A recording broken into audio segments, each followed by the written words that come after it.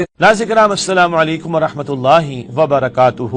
غزہ کی صورتحال ہمارے سامنے ہے، مسلمانوں کی ذمہ داریاں کھل کر سامنے آ رہی ہیں، امت کا درد محسوس کیا جانا اور ہر امتی اپنے حصے کا کام کرے، ہم سب کے سامنے باتیں کھل کر آ چکی ہیں۔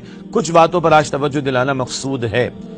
قرآن کریم میں سورہ فتح کی آخری آیت کا ایک حصہ ہے، میں نے آپ کے سامنے تلاوت کی۔ ابتدا میں قرآن کریم میں اللہ تعالیٰ نے ارشاد فرمایا سورہ فتح کے آخر میں، محمد الرسول اللہ، محمد صلی اللہ علیہ وسلم اللہ کے رسول ہیں۔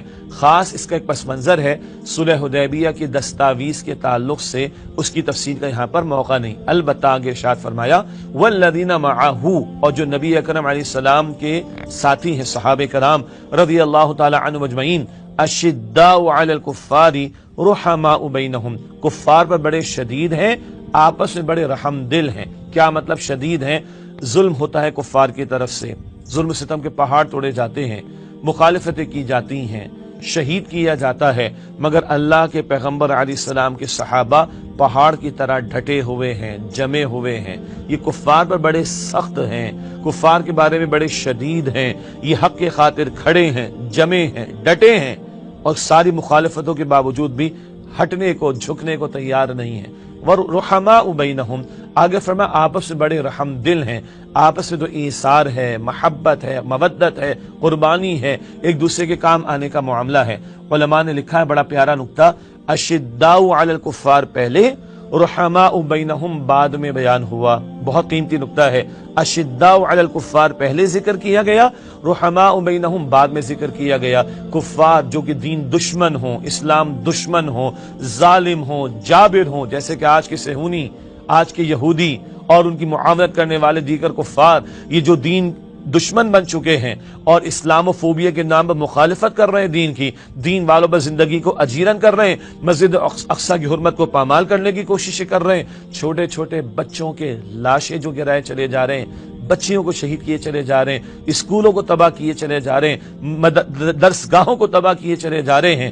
ان کفار کی دشمنی اگر امت مسلمہ کے دلوں میں ہو، یہ دین دشمن، ظالم، جابر کفار، ان کی دشمنی اور نفرت اگر دلوں میں ہوگی تو پھر آپس میں رحم دلی کے جذبات ہوں گے، آپس میں محبت کا معاملہ ہوگا، رحم دلی کا معاملہ ہوگا، دل جڑے ہوئے ہوں گے۔ بہت اہم نکتہ، ہماری فطرت میں اللہ نے کچھ جذبات رکھے جس میں غصے کا جذبہ بھی ہے، مطلوب ہے مگر صحیح جگہ پر۔ کہاں نکلنا چاہیے؟ جہاں اللہ کا دین پامال ہوتا ہے، جہاں اللہ کے احکامات توڑے جاتے ہیں۔ جیسے کہ نبی اکرم علیہ السلام کو سب سے زیادہ غصہ کب آتا تھا؟ جب اللہ کی حدود پامال ہوتی تھیں، اللہ کے احکامات توڑے جاتے تھے، وہاں غصے کا اظہار ہونا چاہیے۔ پھر صحابہ کرام کا کیا طرز عمل بیان ہوا؟ اشداء علی الکفار، کفار پر بڑے شدید ہیں، یہاں غصہ ہونا چاہیے، یہاں غضب کے جذبات ہونے چاہیے۔ تو کیا نتیجہ نکلے گا؟ دین کی خدمت کا جذبہ، دین کی سربلندی کی محنت کا جذبہ، حق کا ساتھ دینے کا جذبہ، باطل کو مٹانے کا جذبہ، ظلم کے خاتمے کا جذبہ، مظلوم کی داد رسی کا جذبہ ہمارے اندر پیدا ہوگا انشاءاللہ۔